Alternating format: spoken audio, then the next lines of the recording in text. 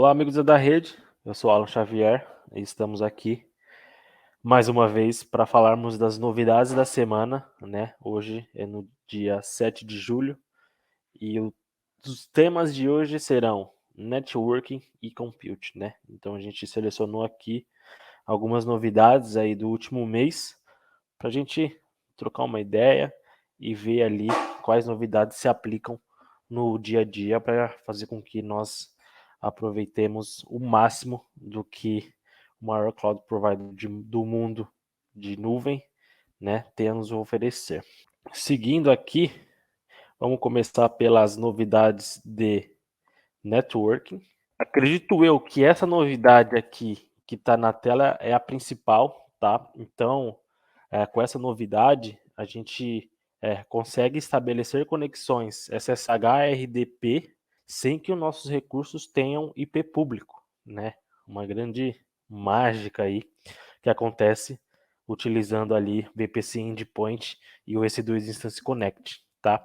Então hoje não precisa mais ter aquelas máquinas de Bastion, né? Já não precisava antes, né, com o System Manager, mas agora ficou ainda mais facilitado. Então a gente não precisa expor mais as nossas máquinas para a internet para fazer a conexão via SSH ou RDP. Tá? Acho que, na minha visão, essa é a novidade ali, a estrela do mês, tá? Uma novidade muito importante que vai ajudar muito o time de operação e de governança, né, a estabelecer essas conexões de maneira segura, beleza? Vamos para a próxima novidade também, é uma novidade muito interessante, né? Muito se fala de DR, né, de governar as configurações de rede ou de restabelecer as configurações após um desastre ali, ou uma explosão acidental. Então agora o AWS Elastic Disaster Recovery, ele suporta, né, o restore das configurações de VPC, né? Então ele consegue fazer o armazenamento do estado dessas configurações e, caso seja necessário, ele consegue restaurar as configurações, né? Isso inclui o endereçamento das subnets, o security group, as route tables, os internet gateways e as networks ACLs, né? Existem alguns recursos muito importantes ainda que não estão cobertos, como Transit Gateway, né? É um recurso ali para quem utiliza as configurações de roteamento do Transit Gateway, de VPN, são recursos bem importantes, mas que ainda não estão sendo cobertos por essa nova feature. Mas já é um grande passo ali para a gente fazer a governança e pensar em caso de desastre, cara, como que eu recupero a minha rede, né? Recuperar VM, recuperar cluster de Kubernetes, recuperar banco de dados, é o que o pessoal fala normalmente. Mas e a configuração de rede, né? Como que fica? Como que você recupera ali suas tabelas de roteamento? Como que você recupera o seu security group? É um desafio, né? Então agora o Elastic Disaster Recovery tem uma feature que nos ajuda, né, a fazer isso. Agora uma novidade bem simples, mas muito interessante, que o Amazon Personalize agora ele tem VPC Endpoint, tá? Para quem não sabe, o VPC Endpoint ele é a maneira de se comunicar com os serviços da AWS via rede privada, tá? Então, muitos serviços da AWS são APIs públicas, né, que você utiliza, né? Acho que todos os serviços da AWS são APIs e você pode se comunicar com eles via internet normal. Mas, se você tem algum requisito ou por questão de performance e segurança, tem a necessidade de comunicar via rede privada, você consegue utilizar o VPC Endpoints. Uma outra novidade também, tá? Agora o ENA Express suporta 10 novos tipos de instâncias EC2, tá?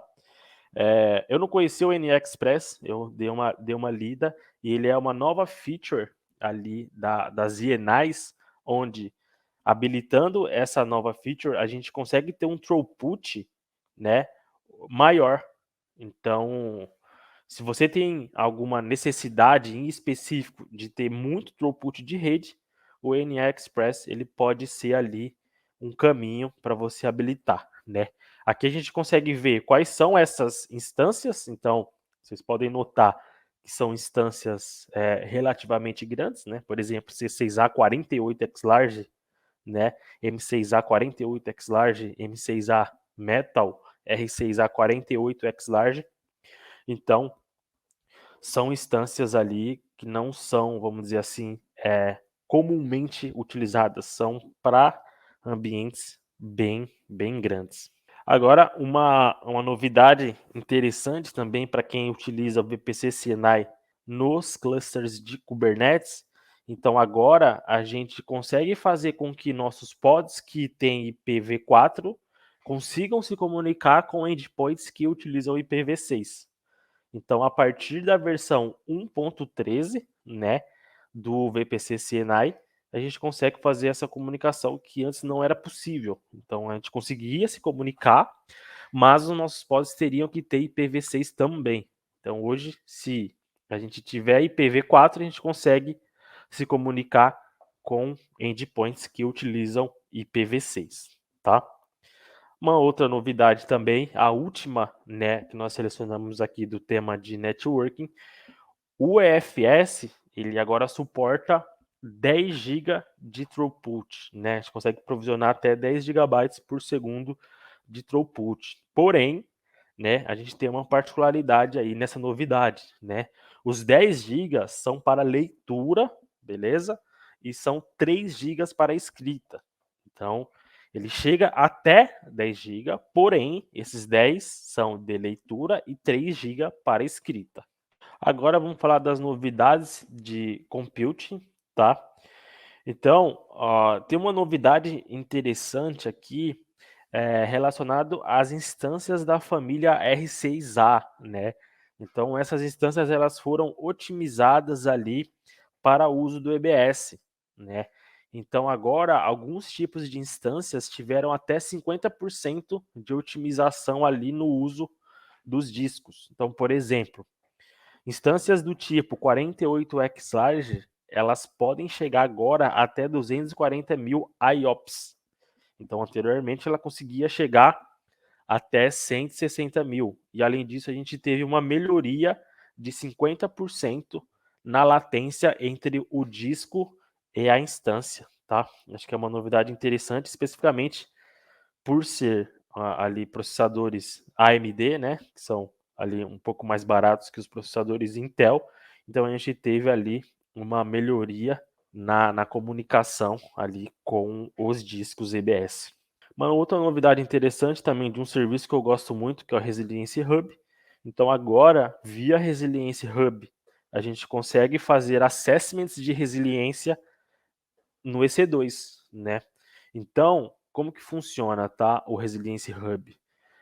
O Resilience Hub ele não é um serviço tão popular assim como o EC2, por exemplo, mas ele é um serviço muito útil, né, para os times de governança ali, para as consultorias, para os parceiros da AWS, porque ele nos ajuda a metrificar de fato a resiliência do nosso ambiente. Então, se nós temos determinado requisito de RPO e de RTO, o Resilience Hub ele vem para ajudar a gente a gerar uma evidência, por exemplo, de, cara, quanto nessa minha arquitetura, quanto tempo, em caso de um desastre, quanto tempo eu posso perder de dado? Quanto tempo eu posso ficar fora? Então, de acordo ali com a sua configuração, ele vai trazer se você conseguiu atingir o alvo ou não, tá? O Resilience Hub, ele traz esse tipo de informação e aí, dependendo, você pode até evoluir para você fazer ingestão de caos, né? Fazer engenharia do caos ali no seu workload, né? Então, imagina que você tem um cluster de ECS, um cluster de Kubernetes, você quer fazer a ingestão ali de um caos. Putz, num desastre, o que vai acontecer com o meu ambiente, né? Como que eu devo me preparar para um desastre? Então, o Resilience Hub, ele integra com a AWS FIS para te ajudar a fazer essa simulação do caos, tá?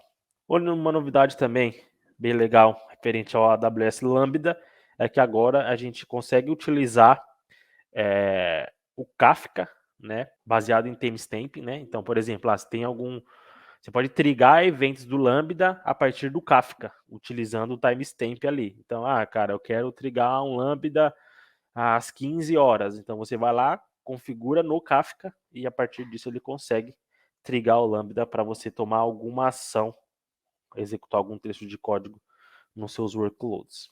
A AWS anunciou também que agora as instâncias EC2 do tipo C7GN, elas estão em GA, então elas passaram ali da fase beta, né, a fase de teste, e já está disponível aí para uso vamos dizer assim, em produção, né? Então a AWS ela já carimba ali que você pode colocar essas máquinas, esses tipos de instância em produção, tá? Uma novidade interessante também, né, que é referente ao System Manager Quick Setup, né?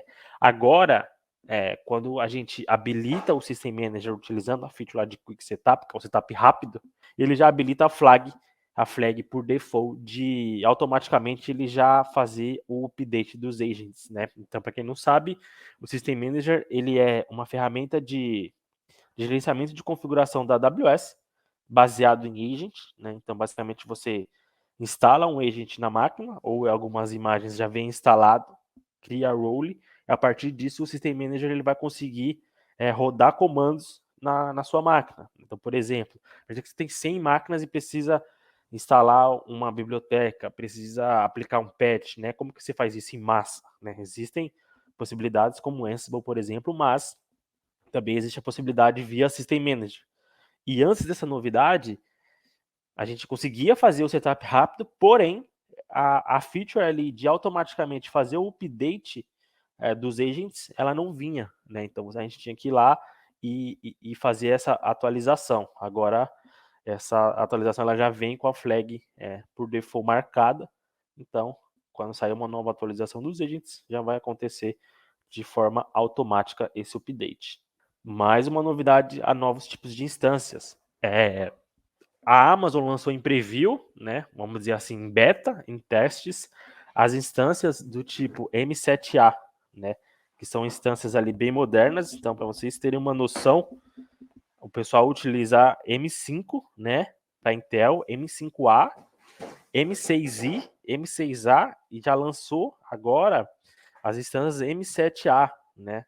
Que tem ali uma performance de memória até 50% superior, tá? Então é teste, então vale a pena a gente fazer o comparativo ali de custos, tal, de performance para ver se vale a pena a gente mudar para esse novo tipo de instância, tá? Essa é uma novidade interessante também, né? Então o AWS Manager Microsoft AD ele simplificou, né, ali a camada de administração. Então o que acontecia antes? A gente provisionava ali o Manager de Microsoft AD, a gente tinha que se conectar ali via usuário administrador e a partir disso a gente fazia a administração do diretório. Agora essa camada de administração ela foi simplificada, né, pela AWS. Agora a última novidade que o AWS Lambda adicionou suporte para Runtime Ruby 3.2, tá? Então agora códigos ali na versão Ruby 3.2 estão suportados pelo AWS Lambda. Obrigado pela atenção de todos. Estudem essas novidades. Se você quiser analisar com seus próprios olhos, aws.amazon.com/new. Então lá você tem todas as novidades de todos os assuntos, tá? Do maior cloud provider do mundo. Então, se você identificou alguma novidade, precisa analisar, precisa trocar uma ideia, Telegram, grupo Cloud Evangelists, teremos algumas pessoas lá voluntárias que certamente irão te ajudar. E amanhã, às 9 horas, terá as novidades da semana no canal da Rede. Beleza? Obrigado. Estudem.